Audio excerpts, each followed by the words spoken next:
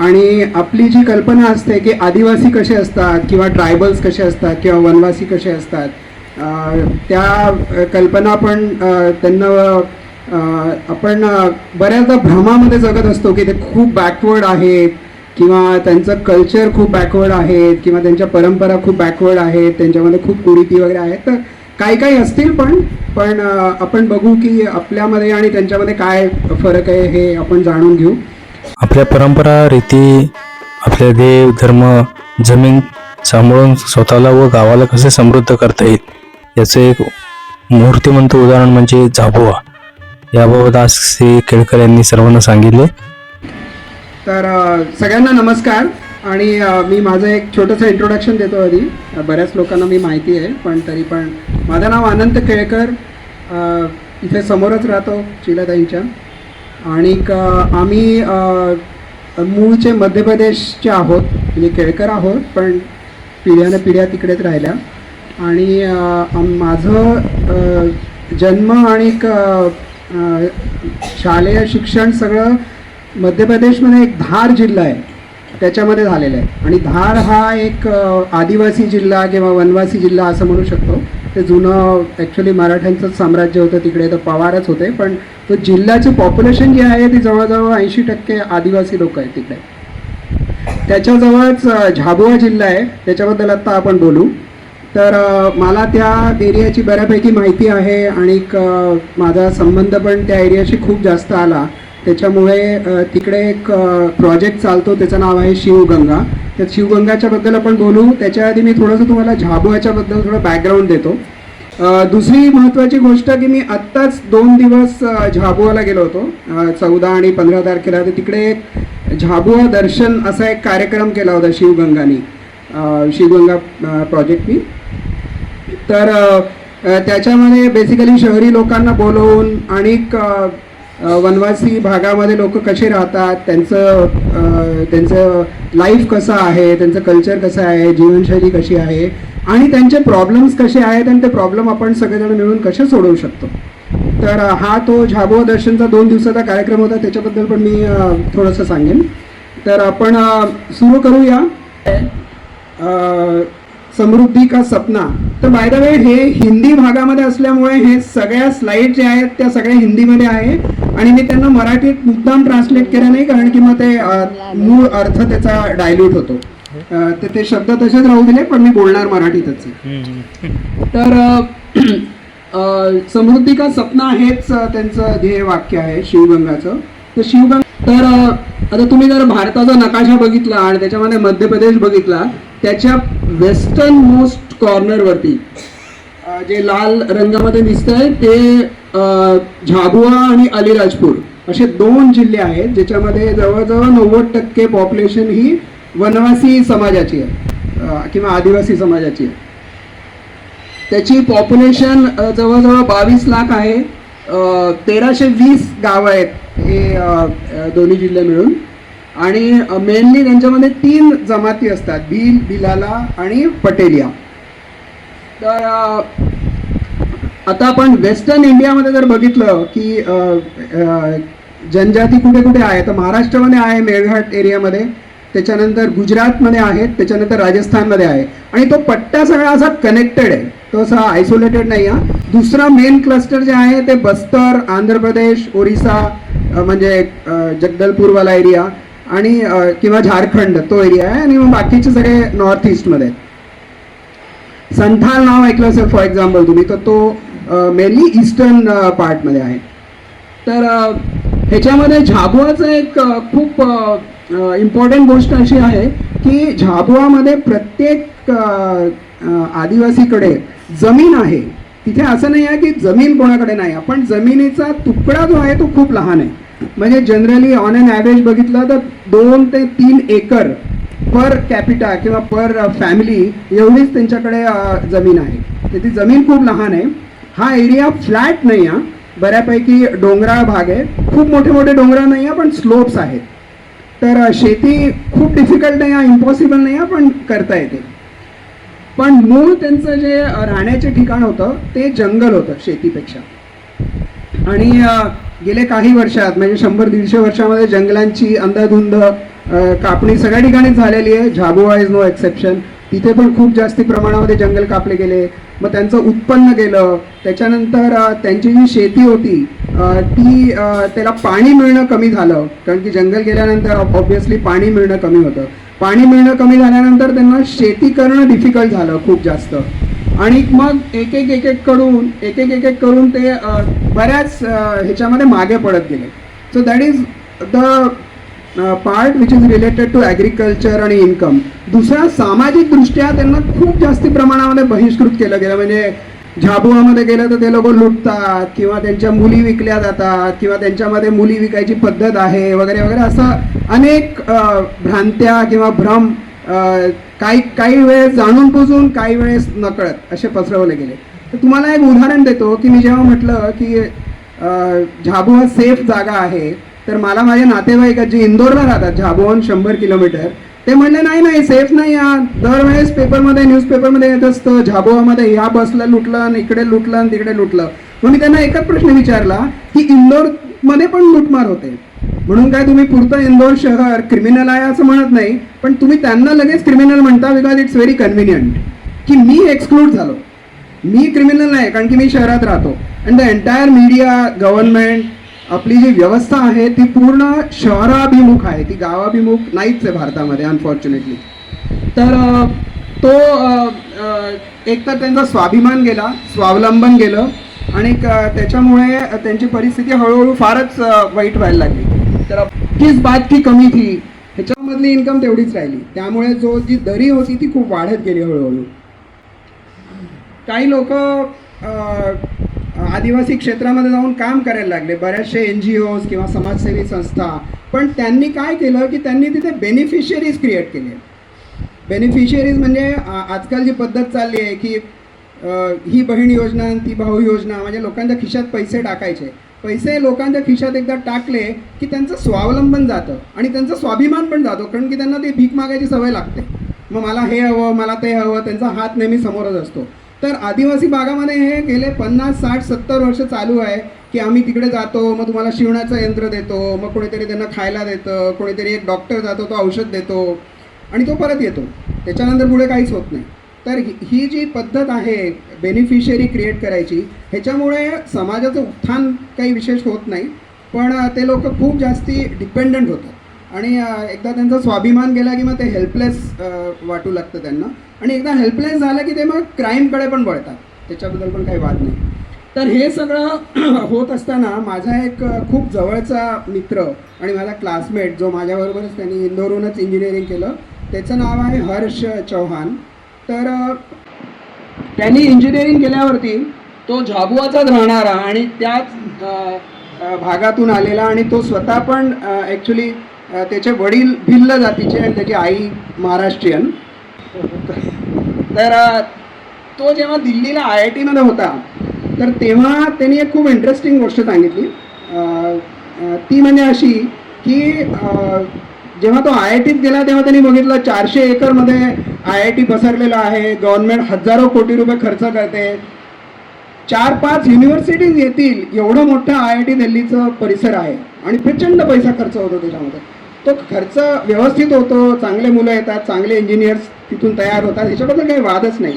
पण जो पैसा ज्या प्रपोर्शनमध्ये खर्च होतो त्या प्रपोर्शनमध्ये आपल्याला त्याचं बेनिफिट मिळतं का, हे त्याला विचार करायला सुरुवात केली त्यांनी. आणि त्यांनी म्हटलं की मग माझ्या क्षेत्रामध्ये तर लोकांना लिहिता वाचता येत नाही, साक्षर पण नाही, मग ही तफावत काय. तर 1992 मध्ये त्यांनी एक खूप इंटरेस्टिंग स्टोरी सांगितली की एक प्रोफेसर यशपाल होते, जुन्या लोकांना माहीत असेल, फेमस एज्युकेशनिस्ट होते. तर त्यांच्या नेतृत्वामध्ये एक साक्षरता अभियान सुरू झालं की सगळ्या भारताला साक्षर करायचं. मग आता साक्षरता अभियान सुरू झालं, पण त्याचे डेफिनेशन काय, साक्षर म्हणजे काय. तर साक्षरची डेफिनेशन त्यांनी एवढीच ठरवली की ज्याला आपलं नाव लिहिता येतं तेवढंच. मग त्यांनी दुसरा प्रश्न विचारला, मग तुम्ही झाबुआमध्ये साक्षरता अभियान चालवलं का. ते म्हणले हो चालवलं, पण त्या लोकांची शिकायची इच्छाच नाही. मग त्यांनी विचारलं की पैसे किती खर्च झाले पर पर्सन. तर त्यावेळेस काहीतरी 38,000 रुपये पर पर्सन असे खर्च झाले होते. म्हणजे गव्हर्नमेंटनी साक्षरता अभियानमध्ये हजारो कोटी रुपये खर्च केले आणि लोकांना लिहिता पण आलं नाही, कारण की ते शिक्षक तिथपर्यंत पोहोचलेच नाही. ही परिस्थिती सर्वसाधारणपणे सगळ्या ठिकाणी आहे भारतात. काही वेगळं झाबुआ काही वेगळं नाही आहे. मग ह्याला इंटरेस्ट झाला, हा म्हणाला की आता मीच करतो. तर ह्यांनी IIT दिल्लीमधूनच काही पैसे गोळा केले 10-12 हजार, आणि त्या 12,000 रुपयामध्ये त्यांनी एक शाळा सुरुवात केली. म्हणजे 1,000 रुपये महिन्याचा खर्च. पहिली शाळा 92 मध्ये सुरू झाली. एकच स्टुडंट एकच टीचर.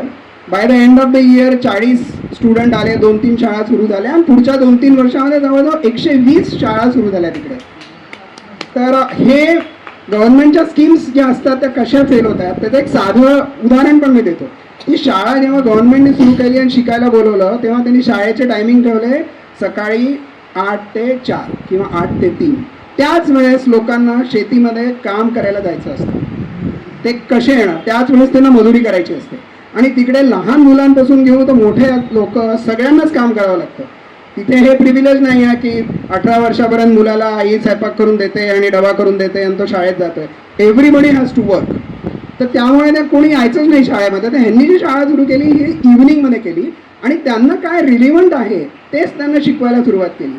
म्हणजे उगीच आपल्या भागामध्ये इजिप्तचा इतिहास काय आहे ते शिकवायची गरज नाही. हा झाबुआमध्ये पाणी किती पडतं आणि केव्हा पाऊस पडतो आणि कसं ओळखायचं, वारं कुठून येतं, ऊन कुठून येतं, कोणतं पीक लावायचं, हे एज्युकेशनची गरज होती.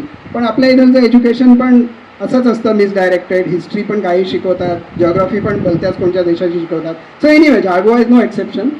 तर त्यांनी ते सुरू केलं, आणि त्याच्यानंतर मग जेव्हा त्यांनी सुरू केलं तर तेव्हा अजून एक त्याला व्यक्ती भेटले झाबुआमध्येच. त्यांचं नाव आहे महेश शर्मा. तर महेश शर्मांनी 1300 गावांमध्ये पायी हिंडून पिंजून काढलं पूर्ण एरिया. कारण की त्या लोकांना जर शिकवायचं असेल तर त्यांच्या बरोबर राहावं लागेल, त्यांची भाषा शिकावी लागेल. तर ते महेश शर्मांनी केलं. महेश शर्मांना आता पद्मश्री मिळालेला आहे 3-4 वर्षापूर्वी. आणि हा जो माझा मित्र आहे हा आत्ता 2-4 वर्षापूर्वी आपलं जे national commission for scheduled tribe आहे त्याचा चेअरमॅन त्याला अपॉइंट केलेलं होतं, चेअरपर्सन. तर त्यांनी ते 2-2.5 वर्ष काम केलं.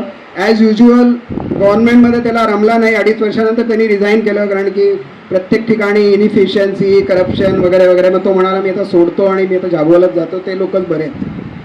तर असं करून तो तिकडे गेला फायनली. पण जेव्हा हे लोक एक काम करत होते, जेव्हा शाळा उघडत होते, तर तेव्हा त्यांना तिकडचे जे भिल्ल कार्यकर्ता डेव्हलप झाले, तिकडचे शिक्षक डेव्हलप झाले.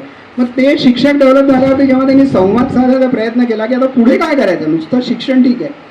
मग सगळ्या जणांनी म्हटलं की इथे सगळ्यात महत्त्वाचा प्रश्न जो आहे तो पाणी, की इथे पाणी नाही आहे. आणि पाणी नसल्यामुळे आम्हाला सगळ्यांना गावाच्या बाहेर जावं लागतं. म्हणजे थोडक्यामध्ये 4 महिने झाबुआमध्ये आणि 8 महिने बडोदा, अहमदाबाद, मुंबई, पुणे, दिल्ली, इंदोर, भोपाळ अशा शहरांमध्ये जाऊन कन्स्ट्रक्शन साईट्सवरती काम करायचं, किंवा रस्ते बनवायचं काम करायचं, किंवा तत्सम काम करायचं. म्हणजे बेसिकली अनऑर्गनाइज्ड लेबर. आणि ह्या सगळ्या अनऑर्गनाइज्ड सेक्टरचा मेजर प्रॉब्लेम काय आहे की ॲक्सिडेंट्स आणि एक्सप्लॉयटेशन. प्रचंड प्रमाणात ॲक्सिडेंट्स होतात. रस्त्यावरती काम करणारे लहान लहान मुलांना ट्रक उडवतात, त्यांच्या रस्ते बनवणारे जे यंत्र असतात ते उडवतात. आपल्या इथल्या कन्स्ट्रक्शनमध्ये आता थोडीफार सेफ्टीची असते कुठे कुठे, पण अदरवाईज अनसेफ सिच्युएशन असते. तर थोडक्यामध्ये झाबुआमध्ये दरवर्षी ऑन एन ॲव्हरेज 2000 यंग लोक मरायचे, 2000 डेड बॉडीज रिटर्न यायच्या ऑन एन ॲव्हरेज झाबुआ जिल्ह्यामध्ये बाहेरून. आणि त्याच्याशिवाय यंग बायकांवरती अत्याचार वगैरे वगैरे ते सगळं सोडूनच द्या, मी फक्त डेथच्या बद्दल सांगतोय. तर त्यांनी म्हटलं की सगळ्यात महत्त्वाचा प्रश्न आहे पाणी. आता पाणीला आपण काय करायचं, तर पाणी जे पावसाचं पडतं तेवढंच पाणी आहे, तिथे काही खूप अशी नदी वगैरे नाही आहे. तर मग तलाव बांधणं हा एकच उपाय राहतो की पाण्याला अडवून ठेवणं. पावसाचं पाणी जेवढं काही आलं की आयदर कंटूर ट्रेंचेस बांधा डोंगरावरती, म्हणजे पाणी रिटर्न होईल, किंवा मग तलाव बांधा ज्याच्यामध्ये पाणी रिटर्न होईल. पण तलाव बांधणं हे पण काही सोपं काम नाही आहे. म्हणजे ह्याला बऱ्यापैकी खर्च येतो, मशिनरी लागते, आणखीन जमीन लागते.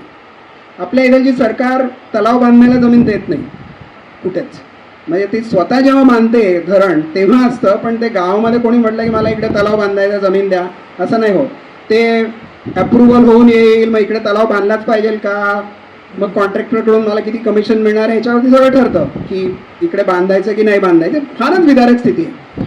तर त्या आदिवासी लोकांची जेव्हा हे बोलणं चाललं होतं तेव्हा एक तिकडचा वृद्ध मनुष्य म्हणला की आपल्याला आता इथे हलमाच करावा लागेल. आणि हर्षला तो हलमा शब्द माहीत होता, पण हलमाचं एक्झॅक्ट मिनिंग काय ते माहीत नव्हतं. तर त्यांनी विचारलं हलमा म्हणजे काय. तो हलमा म्हणजे आदिवासी समाजामध्ये एक पद्धत आहे ज्याच्यामध्ये ज्याच्या घरी प्रॉब्लेम आहे, म्हणजे माझी झोपडी वाहून गेली किंवा माझ्या झोपडीला आग लागली किंवा माझ्या घरी अजून काहीतरी नुकसान झालं, तर मी एका वाटीमध्ये तांदूळ घेतो आणि आपण जसं अक्षत देतो लग्नाची, तसं मी प्रत्येक झोपडीमध्ये जाऊन प्रत्येक घरात जाऊन तांदूळाचे दाणे देतो आणि त्यांना सांगतो की पुढच्या वीकमध्ये जे काही डे असेल त्या तारखेला किंवा त्या वारी तुम्ही माझ्याकडे सगळेजण 9 वाजता यायचं आणि हलमा करायचा. तर हलमा ही परंपरा इज म्हणजे ते लोक आपापल्या घरून डबे घेऊन येतात आणि त्या माणसाचं घर बांधून देतात, फुटतात. ती एक म्हणजे आपसामध्ये सहयोग किंवा सद्भावना किंवा काही नाव द्या त्याला, ती अशी त्यांची परंपरा आहे. ती खूप जुनी परंपरा आहे. ते छोट्या प्रमाणात होत होतं, पण आता तलाव बांधायला असे गावचे लोक होऊन काही होणार नाही. घर बांधणं सोपं आहे, पण तलाव एक 2-3 एकरमध्ये बांधायचा असेल तर ते काही इझी नाही आहे. तर मग त्या लोकांची बरीच चर्चा झाली. ते म्हणाले की हे इंडिव्हिज्युअल हलमाने नाही होणार, मग आता ह्याला काय नाव द्यायचं. त्यांनी म्हटलं की आता ह्याला आपण म्हणू की हे शिवजी का हलमा आहे. म्हणजे शिवजी बोलवतात आहे की माझी वाट लागली आहे इकडे, माझ्या जटांमधून आता पाणी येत नाही हा, तर म्हणून करता ते पाणी परत येण्यासाठी आता हलमा करायचा आहे. म्हणजे थोडक्यामध्ये तलाव वगैरे बांधायचा आहे किंवा बांध बांधायचा आहे, छोटा स्टॉप डॅम. मग जमीन कोण देणार हे हर्षला खूप महत्त्वाचा प्रश्न होता. तर महेश शर्माने सांगितलं की त्याची काळजी नको करू. तिकडे आम्ही एका शेतकऱ्याला भेटलो भिल्ल, त्याला विचारलं की हा जो तलाव तू बांधलेला, मी ते फोटो दाखवेन तुम्हाला, तर तो तलाव जवळपास 1.5 एकरमध्ये असेल, 60,000 स्क्वेअर फीटमध्ये. तर त्याला विचारलं की तुझी जमीन गेली का ह्याच्यामध्ये. तो म्हणाला हां, माझी जवळजवळ 1 एकर जमीन ह्याच्यात गेली पाण्याखाली. आणि मी म्हटलं तुमच्याकडे किती जमीन आहे. तो म्हटलं माझ्याकडे 3 होती, आता 1 गेली इकडे. आणि ती त्यांनी जमीन फुकट, काही कम्पेन्सेशन न घेता, फक्त सगळ्या गावाच्या लोकांना पाणी मिळावं ओके ह्याच्यासाठी ती डोनेट केली. आणि तेव्हा आम्ही जेव्हा तिकडे सगळे बघत होतो सिटीचे लोक, तेव्हा मला खूपच आश्चर्य वाटलं की आपल्या इथे 1 स्क्वेअर फीट करता भांडणारे लोक की माझं रिडेव्हलपमेंट चालू आहे, 10 स्क्वेअर फीट मला कमी जागा मिळते, मी नाही होत येणार. आणि तिकडे तो मनुष्य, त्याच्याकडे 2 एकर जागा आहे किंवा 3 एकर जागा आहे, झोपडीमध्ये राहणारा, आणि तो 1 एकर विदाऊट थिंकिंग तो देऊन टाकतो की गावामध्ये तलाव बांधायचा आहे म्हणून मी देतो आहे. तर आणि हे मग ते सुरू झालं. हे सुरू झाल्यानंतर हे जवळजवळ 2002मध्ये त्यांनी तो हलमा केला होता सगळ्यात पहिला. तिकडे 800-900 लोक आले होते. त्याच्यानंतर ही हलमाची पद्धत त्यांनी दरवर्षी सुरूच ठेवली आणि 130 तलाव आत्तापर्यंत बांधले गेले 20 वर्षामध्ये. खूप जास्ती स्पीड नाही आहे, पण तरी बऱ्यापैकी आहे. मग यांनी अजून एक विचार केला की आता आपण लोकांमध्ये पण अवेअरनेस वाढवू. तर झाबुआच्या जवळ एक डोंगर आहे, त्याला म्हणतात हातीपावा, म्हणजे आपली जशी टेकडी आहे तसं, त्याच्यापेक्षा थोडा मोठा असेल. तर तिकडे ते डोंगर पूर्णपणे बॅरन होतं, म्हणजे एक पण झाड नाही त्याच्यावरती. मग त्यांनी सगळ्या बिल्लांना एकत्र करून त्यांना म्हटलं की आता आपण झाबुआच्या लोकांसाठी हलमा करू, जरी ते बोलवत नाही तरी पण. तर ते 10,000 लोक त्या डोंगरावर जाऊन त्यांनी ट्रेंचेस खोदले. त्याच्यामुळे काय झालं की पाणी रिटर्न व्हायला लागलं आणि पाणी रिटर्न झाल्यावरती तिकडे जे नॅचरली येणारी जी झाडं होती ती यायला लागली. तर आत्ता आम्ही यावर्षी जेव्हा गेलो तर बराच म्हणजे ते बॅरन जो ब्राऊन दिसायचा तो ग्रीन दिसायला लागला डोंगर. त्याच्यामुळे अजून एक फायदा झाला की झाबुआ टाऊनमधलं जे ग्राउंड वॉटर लेवल होतं ते पण खूप वाढलं. आणि मग लोकांना, झाबुआचे राहणारे लोक, त्यांनी पण यांना सपोर्ट करायला सुरुवात केली की हे फुकटामध्ये एवढं आमच्यासाठी करतात आहे, तर आपण यांना सपोर्ट करू. तर ती एक प्रोसेस सुरू झाली. आपसामध्ये कॉन्फिडन्स निर्माण झाला, ट्रस्ट निर्माण झाला आणि ते सुरू झालं. शिवगंगा नावाचा जो प्रोजेक्ट आहे तो मी जसं सांगितलं की शिवजी का हलमापासून सुरू झाला म्हणून त्याचं नाव दिलं शिवगंगा, म्हणजे शिवाच्या जटामधून निघालेली गंगा म्हणून शिवगंगा. तर विकास का जतन हे हिंदीमध्ये लिहिलेलं आहे. बेसिकली जतन हा शब्द मराठीत पण आहे. विकासाचा जतन कसं करून ठेवायचं. तर याच्यामध्ये शिक्षण व्यवस्था, सामाजिक रचना आणि अक्षय विकास कसा होणार याच्यावरती त्यांनी फोकस केला. पाणी आणि शिक्षण, पण that's not the end of matter. त्याच्यामुळे आरोग्य पण असतं, एन्व्हायरमेंट पण असतं. आता ह्याच्यामध्ये एन्व्हायरमेंटला आपण सपोर्ट करत करत किंवा एन्व्हायरमेंट प्रोटेक्ट करत करत कशी डेव्हलपमेंट करायची हे शिवगंगांनी खूप चांगल्या प्रकारे साधलं आहे. म्हणजे थोडक्यामध्ये ऑर्गॅनिक फार्मिंग हा जो प्रकार आहे तो त्यांनी तिथे खूप प्रमाणामध्ये रुजवायचा प्रयत्न केला आहे. आणि इथे निसर्गसेवकचे बरेच लोक आहेत तर त्यांना माहीत असेल की ऑर्गॅनिक फार्मिंग आपण म्हणतो तेवढं सोपं नसतं. कारण की एकदा तुम्ही फर्टिलायझर्स आणि इन्सेक्टिसाईड, पेस्टिसाईड वापरायला सुरुवात केली की त्याच्यानंतर ऑर्गॅनिक फार्मिंग जर सुरुवात झाली तर पहिले 2-3 वर्ष काहीच येत नाही. Because all the micro organism जमिनीतले गेलेले असतात. त्यांना रिवाईव्ह करायला 2-3 वर्ष लागतात. तर 2-3 वर्ष इन्कमच होत नाही शेतकऱ्याची. आणि अशामुळे बऱ्याच ठिकाणी ऑर्गॅनिक फार्मिंग हे फेल होतं. म्हणजे माझ्या एका मित्राने सांगितलं की श्रीलंकामध्ये इकॉनॉमिक क्रायसिस होण्याचं major reason was organic farming. म्हणजे change from fertiliser based farming to organic farming. असं मलाही माहीत नाही एवढं, पण त्यांनी जर सांगितलं तुम्ही सांगता. तर मग ह्याच्याकरता सपोर्ट लागतो त्यांना. पण ते आदिवासी लोक इतके अल्पसंतुष्ट असतात की धरती माता में जहर नहीं फैलाना है, इसलिए हम ये दवाई नहीं डालेंगे, हे त्यांचं म्हणणं असतं. हमको फसल आधी हुई तो भी चलेगी पर हम जहर नहीं डालेंगे. शिवगंगांनी काय केलं की त्यांच्या लोकल त्यांच्या ज्या धारणा किंवा त्यांच्या ज्या धार्मिक गोष्टी होत्या त्यालाच त्यांनी लेव्हरेज करायचा प्रयत्न केला. म्हणजे जलहण देवी असं त्यांनी म्हटलं की आता तुमच्या 5 त्यांच्या इथे देव्या होत्या. एक जलाची देवी, एक धरती माता, एक बाबा जान नावाचा एक अजून लोकल देवता. असं त्यांनाच लेव्हरेज केलं की आणि माता वन नावाचा एक प्रकार होता की प्रत्येक देवळाच्याच आपल्या इथे देवराई असते महाराष्ट्रामध्ये सेम की मग माताचं वन, मग माताचं वन असलं की मग माताची झाडं आहे, मग ह्याला तुम्ही कापायचं नाही. मग कोणी कापायला आलं त्याला पण रेजिस्ट करायचं की हे माताचं वन आहे. म्हणजे बेसिकली थोडं इमोशनल त्याला टच दिला. त्याच्यामुळे हा प्रोजेक्ट थोडा अजून सक्सेसफुल झाला. देवराया आहेत हो. त्यांचं काय आहे आदिवासी लोकांचं की त्यांचं आधीचं जीवन हे जंगलावरतीच बेस्ड होतं. तर त्यांचं जंगलावरती विशेष प्रेम असतं नेहमी. कारण की त्यांना मेन प्रोड्यूस जे होते ते जंगलातूनच मिळायचं त्यांना. परोपकाराची परंपरा. तर मी पण 3 वेळेस हलमामध्ये गेलो आहे झाबुआला. खूप इंटरेस्टिंग गोष्ट अशी आहे हलमाची की हे सगळे अत्यंत गरीब जे आदिवासी किंवा वनवासी काय म्हणू आपण त्यांना, त्या लोक फुकट येतात. म्हणजे त्यांना पैसे नाही देत कोणीच आणि स्वतःची अवजारं स्वतःच्या घरून घेऊन येतात. आणि शिवगंगांनी अजून म्हटलं की त्यांना स्वावलंबनाची भावना त्यांच्यात जागृत राहावी म्हणून करतात. त्यांना कोणी काही देत नाही, फक्त एक वेळेचं जेवण देतात. कारण की ते इतक्या लांबून आले. त्यांच्याकडून त्या जेवणाचे पैसे पण घेतात की त्यांना असं नको वाटायला की हे फुकट मिळतंय. त्यामुळे शिवगंगाचे लोक कधी पण आपण कोणाला तरी द्यायला गेलो की आता ह्याला बिस्किटं देन, ह्याला हे देन ते दे, ते रेजिस्ट करतात. ते म्हणा की हे तुम्ही करू नका प्लीज. कारण की ह्याच्यामुळे बेनिफिशरी निर्माण होतात. त्यांचा हात सदैव समोर राहतो. तुम्ही त्यांना सक्षम करा, त्यांना स्वाभिमानी बनवा, त्याच्यानंतरच त्यांची डेव्हलपमेंट पॉसिबल आहे. पैसे देऊन डेव्हलपमेंट पॉसिबल नाही आहे.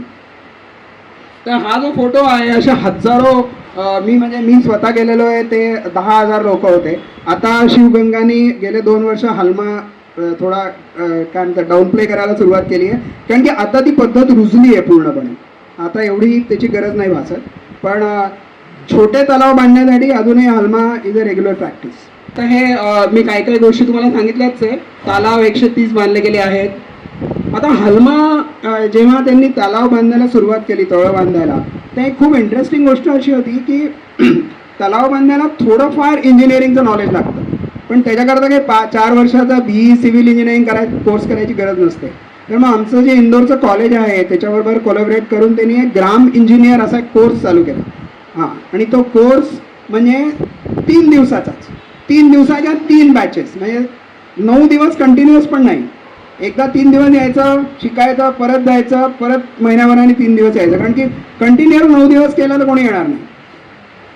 आणि त्या ग्राम इंजिनियरला बेसिक इन्स्ट्रुमेंट्स दिले की लेवल कसं बघायचं, किंवा तुला अंदाजाने पाणी किती भरणार आहे त्यानुसार ती जी मड वॉल आहे, डॅम वॉल, ती किती विड्थची हवी, किती हाईटची हवी, असं खूपच बेसिक नॉलेज आमच्या कॉलेजच्या प्रोफेसर्सनी त्यांना दिलं. आणि ते स्वतः करू लागले. म्हणजे बेसिकली इंटेंट हा होता की ते तलावाचं डिझाईन पण तुम्हीच करायचं, ते कोणी करणार नाही. ते तुमचा तलाव तुम्हीच डिझाईन करा, तुम्हीच त्याला माती उकरा, तुम्हीच सगळं करा, तुम्हीच मेंटेन करा, तुमचीच जमीन असं.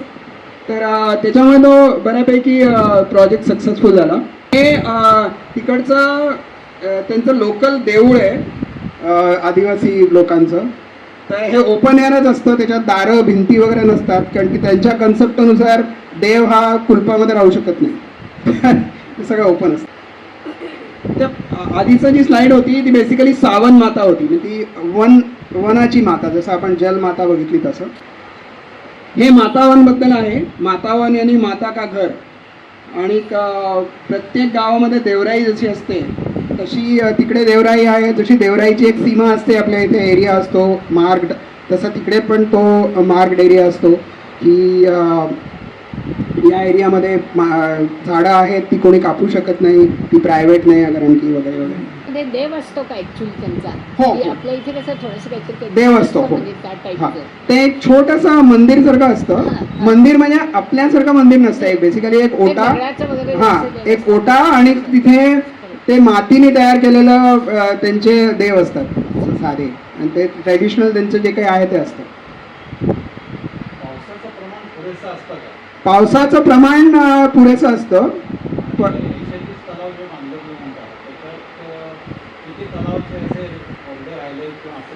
नाही, एक पण तलाव कोरडा नाही आहे. आणि तो तलाव कोरडा नाही आहे त्याचं कारण पण मी सांगेन तुम्हाला. ते खूप इंटरेस्टिंग कारण आहे. म्हणजे आता यांनी प्रश्न विचारला म्हणून मी ते सांगतो लगेच की आम्ही हाच प्रश्न त्यांना विचारला की ये तालाब साल भर रहता है? ते म्हणाले हां, साल भर रहता है, पाणी रहता है इसमें. तर म्हटलं तुम्ही किती, आम्ही ज्या पर्टिक्युलर गावात गेलो होतो, ज्या शेतकऱ्यांशी बोलत होतो, तर त्यांना आम्ही हा प्रश्न विचारला की तुम्ही किती पिकं घेता वर्षातून? तर तो म्हणाला की अभी एक ही लेते हैं. तुम्ही बघ, माझ्याबरोबर बाकीचे मित्र होते, ते म्हणले 2 क्यों नहीं लेते, पानी तो है, 2 लेना चाहिए आपको. त्याचं उत्तर होतं कि अगर हम 2 फसल लेंगे तो ये तालाब सूख जाएगा, और अगर ये तालाब सूख गया तो मवेशी, पक्षी, जीव जंतु कैसे जिंदा रहेंगे. मैंने हमको एक फसल में 2 टाइम का खाने के लायक हो जाता है, हमको उससे ज़्यादा नहीं चाहिए. तर बेसिकली ग्रीड जी आहे ती त्यांच्यामध्ये नसल्यामुळे त्या तलावात पाणी राहतं.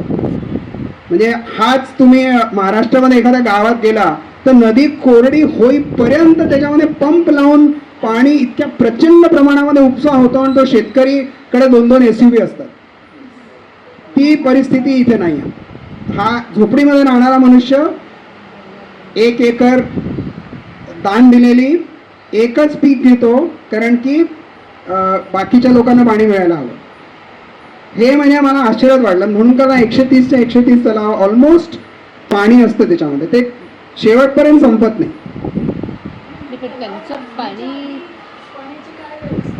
काहीच नव्हतं, त्याच्यामुळेच त्यांना खूपदा बाहेर जावं लागायचं. ती परिस्थिती फारच विदारक होती. नाही, त्यांचं पाणी जमिनीत वगैरे कसं मुरत नाही किंवा काय. आता आपल्या इथे जे बांधतात शेतकरी वगैरे, त्याला म्हणजे नंतर प्लॅस्टिक घालायला नाही, इकडे कुठेही प्लास्टिक घातलेलं नाही आहे. काय सांगतात? नाही, प्लास्टिक वगैरे घातलेलं नाही आहे, कॉन्क्रीट पण नाही आहे खाली. ते पाणी जिरू देतात जमिनीत. बेसिकली उपसा जो आहे, हां, उपसा जो आहे तो कमी करतात. पाणीचा उपसा जो आहे तो जर कमी केला तर पाण्यामध्ये म्हणजे जमिनीमध्ये राहतं पाणी बऱ्याच वेळेस.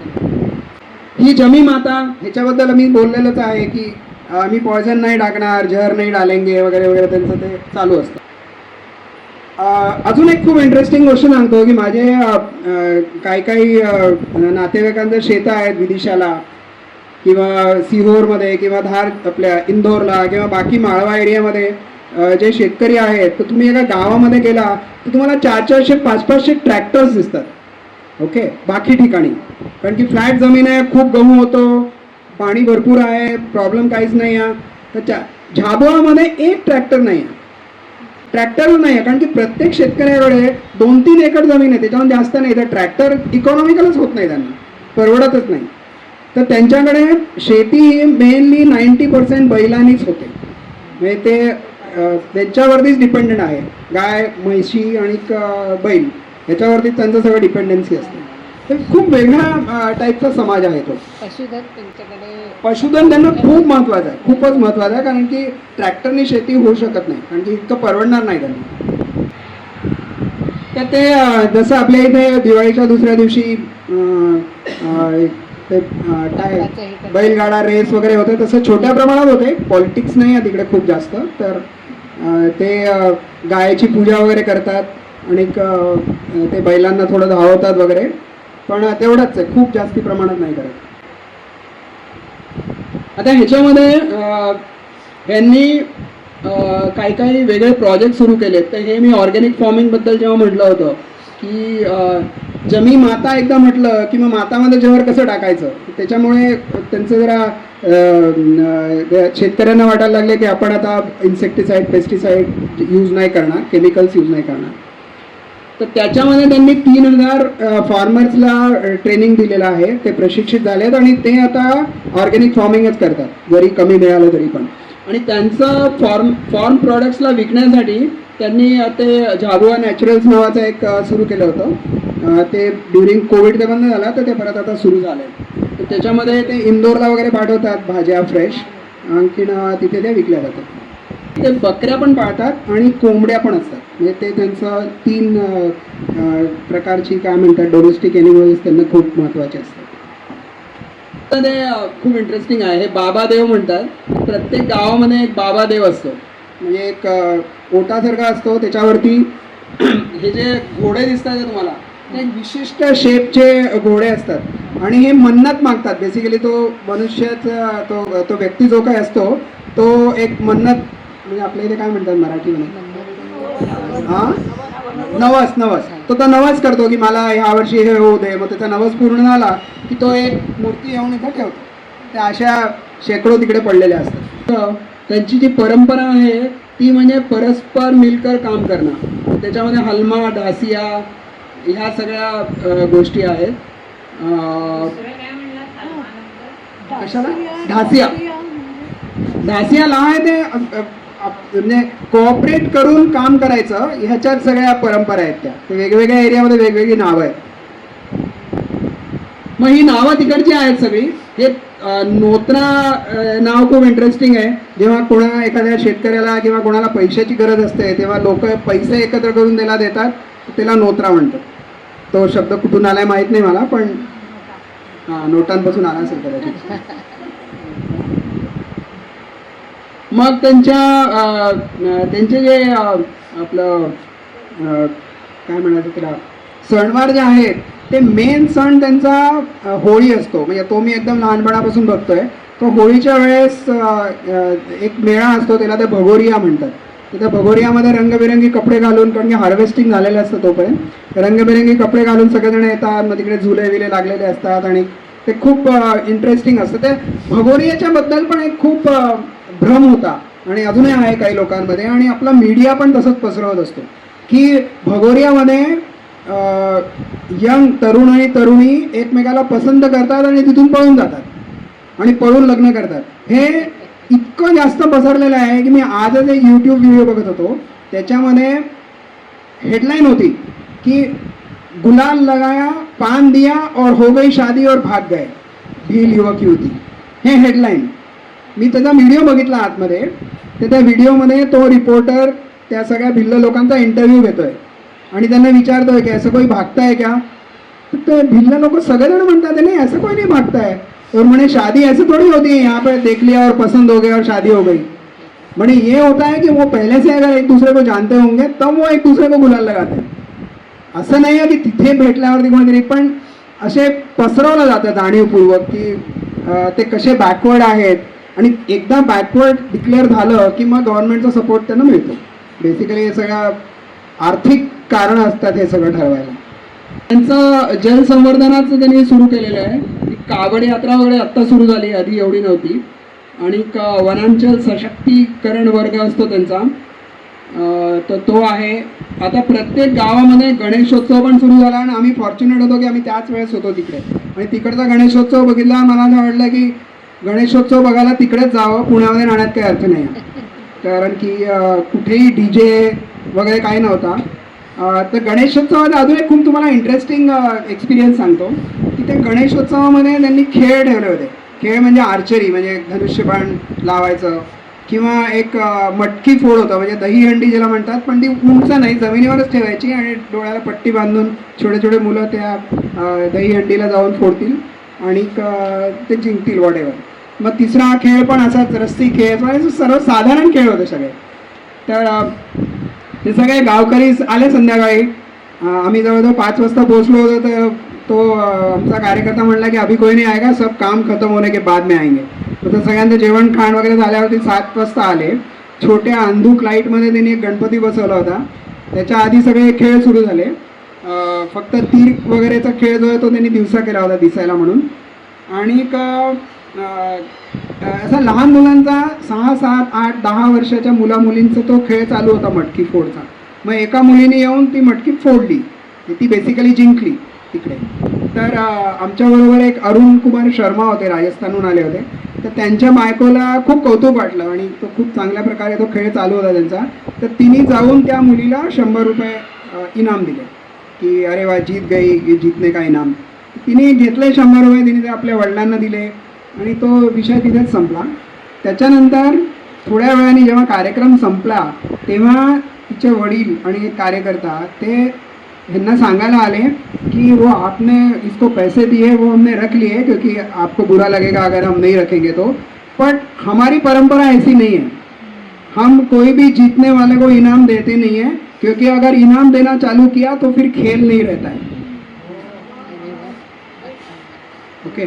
तर आता हे सगळं ऐकल्यावरती कोण कोणाकडून शिकावा हा प्रश्न पडतो. खेल नहीं रहता है अगर इनाम रखा तो. आणि ते लोक इतकं सेलिब्रेट करत होते त्या विनरला, सगळेचे सगळे मुलं टाळ्या वगैरे वाजवून त्याला मिठी मारून. So basically they were seeing the win, their win in that person, की हा नाही आम्ही सगळे जिंकलोय. तर हे शिवगंगाचं त्यांची फिलॉसॉफी असं म्हणायला हरकत नाही. आणि प्रत्येक ठिकाणी त्यांनी एक लिहून ठेवलेलं आहे स्वतः, ते हिंदीमध्ये लिहिलेलं आहे.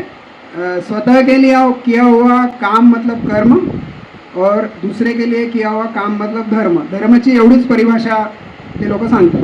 दुसऱ्यासाठी जे करतो ते धर्म, आपल्या स्वतःसाठी जे करतो ते कर्म. तर तुम्हाला कर्मही करायचं आहे आणि धर्मही करायचा आहे, दोन्ही करायचे.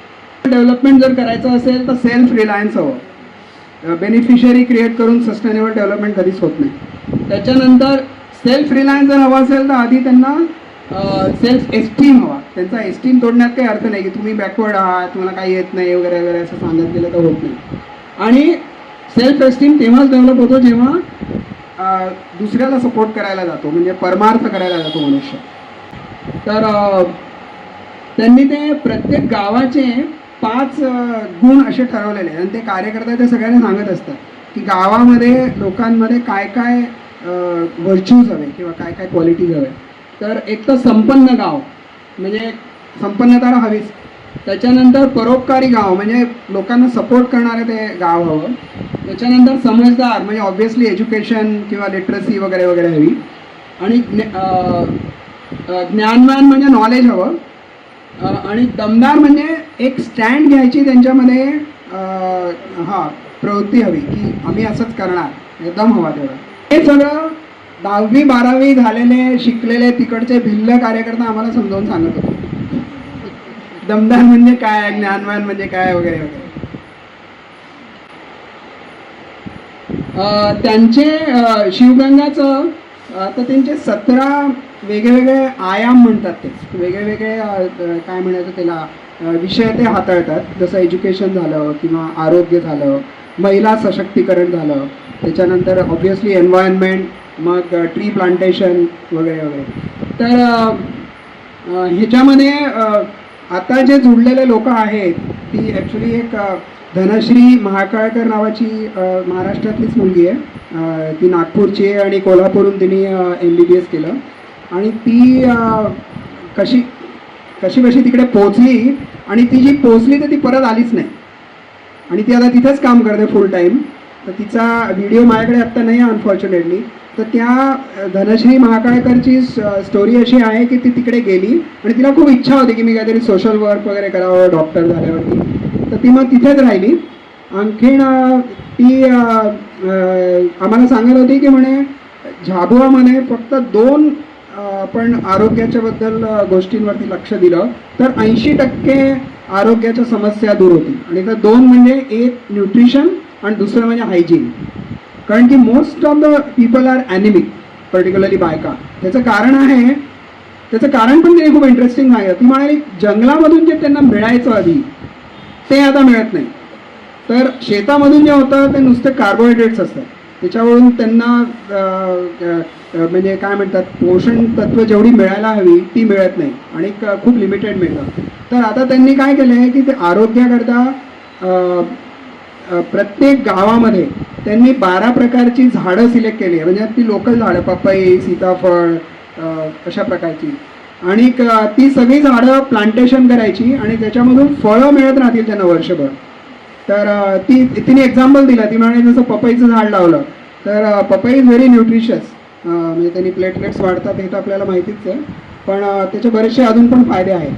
तर ते सगळं त्यांनी करायला सुरुवात केली आणि बेसिक हायजीनचं ट्रेनिंग द्यायला सुरुवात केली. आणि मग तिकडच्याच लोकल मुली 10वी 12वी शिकणाऱ्या त्यांना सगळ्यांना ट्रेन केलं आणि मग त्या ट्रेन झाल्यावरती त्या बाकीच्या लोकांना त्या ट्रेन करत असतात. हे सगळं ट्रेनिंग चालवायला त्यांनी एक गुरुकुल स्थापन केलं तिकडे. त्याचे महेश शर्मा ते बघत असतात त्याचं कार्य. आणि त्या गुरुकुलमध्ये 60 कार्यकर्ता फुल टाईम तिकडे काम करतात. त्याच्यामधून मेजॉरिटी तिकडूनच आलेले आहेत.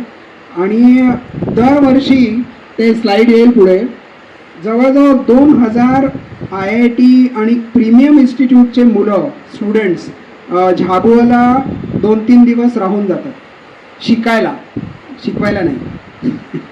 आणखी मग बऱ्याचदा काय होतं की त्या मुलांमधून पण काही मुलांना असं वाटतं की आपण इकडेच राहावं. तर आत्ता तिकडे 6 IIT रुडकीमधून पास झालेले मुलं फुल टाईम कार्यकर्ता आहेत. काही मुलांची ते लग्न पण झाली, ते तिथे सेटल पण झाले झाबुआला. आणि ते सगळे वेगवेगळ्या ठिकाणून आहे. कोणी गुजरातमधून आहे, कोणी दिल्लीचं आहे, कोणी हरियाणाचं आहे, कोणी कर्नाटकचं आहे, कोणी महाराष्ट्राचं आहे. असे वेगवेगळ्या ठिकाणून आलेले मुलं आणि मुली त्या सगळ्या आता तिथे सेटल झालेल्या आहे. आणि हा ओघ चालू आहे कंटिन्युअसली. तर एक खूप पॉझिटिव्ह पॉईंट आहे हा. म्हणजे यंग जनरेशन याच्यामध्ये खूप इंटरेस्ट घेते. आणि ते सगळे मुलं म्हणजे महेश शर्माने सांगितलं आहे की तुम्ही भिल्लांसारखंच राहायचं इथे. तर त्यामुळे ते फेटा लावून असतात सगळे. म्हणजे एक सुप्रीम कोर्टचा लॉयर होता, तो पण फुल टाईम कार्यकर्ता आहे. तो प्रॅक्टिस सोडून आला दिल्लीहून. दुसरा एक LLM झालेला मुलगा होता कर्नाटकचा, तो पण प्रॅक्टिस सोडून आला. तर तसेच त्यांच्यासारखं धोतर आणि तसंच फेटा लावून काम करत होते तिकडे. ते जमीन संवर्धन म्हणजे बेसिकली सॉईल कन्झर्वेशन, जानवर संवर्धन म्हणजे ॲनिमल कन्झर्वेशन, आरोग्य ज्याच्याबद्दल आत्ता आपण बोललो. हे एक त्यांनी स्किल डेव्हलपमेंट सेंटर खूप छान सुरू केले. ते मेघनगर नावाची जागा आहे, तिथून एक 15-20 किलोमीटर आहे.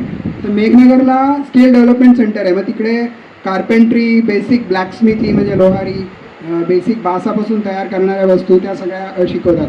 काही मुलं तिकडे नवीन मशीन्स पण तयार करतात. एका मुलांनी इलेक्ट्रिकल जातं तयार केलं, कारण की तिथे चणा होतो खूप, पण चण्याला जी व्हॅल्यू मिळते ती बऱ्यापैकी कमी असते ॲज कम्पेअर टू चणा डाळ. तर मग त्यांनी म्हटलं की मग आपण चणा डाळच विकायची. मग चणा डाळ करायला तिकडे यंत्र हवी. मग त्यांनी स्वतःच डिझाईन केले ती सगळी यंत्र.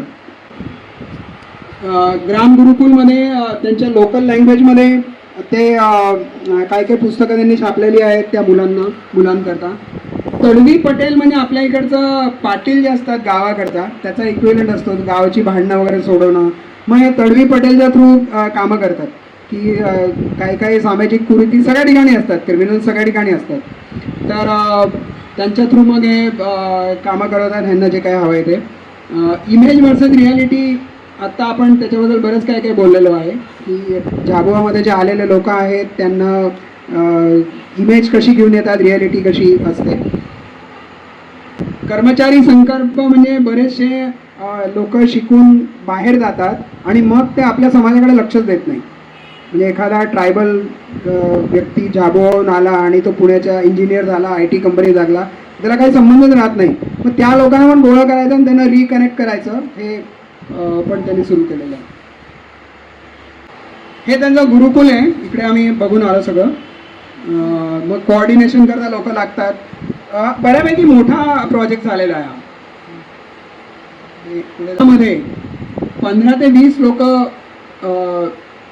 पूर्ण काय म्हणतात त्याला, सगळं सर्वांगीण विकास जर करायचा असेल तर 15-20 लोक लागतात.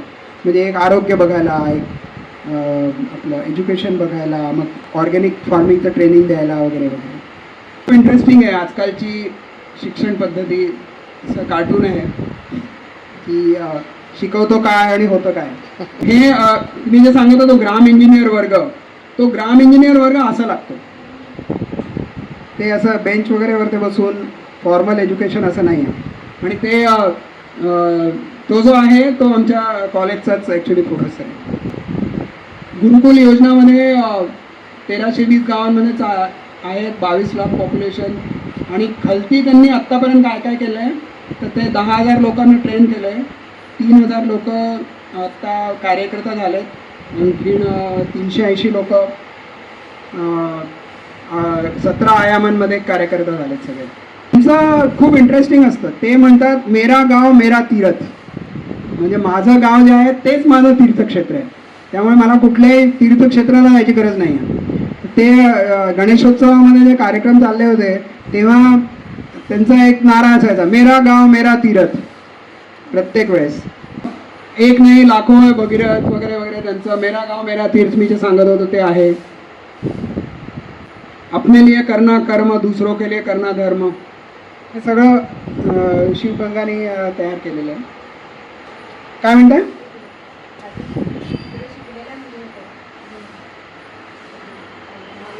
हो हो, हे त्यांची शाळा आहे तिकडची. हा जो सेंटरमध्ये महेश शर्मा आणि हर्ष चव्हाण दिसतात तुम्हाला मागून.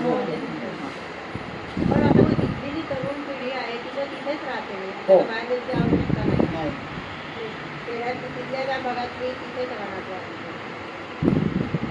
उद्देश तोच आहे, मायग्रेशन न व्हावं, तिथेच राहावं, हाच उद्देश आहे. म्हणजे एकदा मायग्रेशन झालं की मग सगळे प्रॉब्लेम चालू होतात.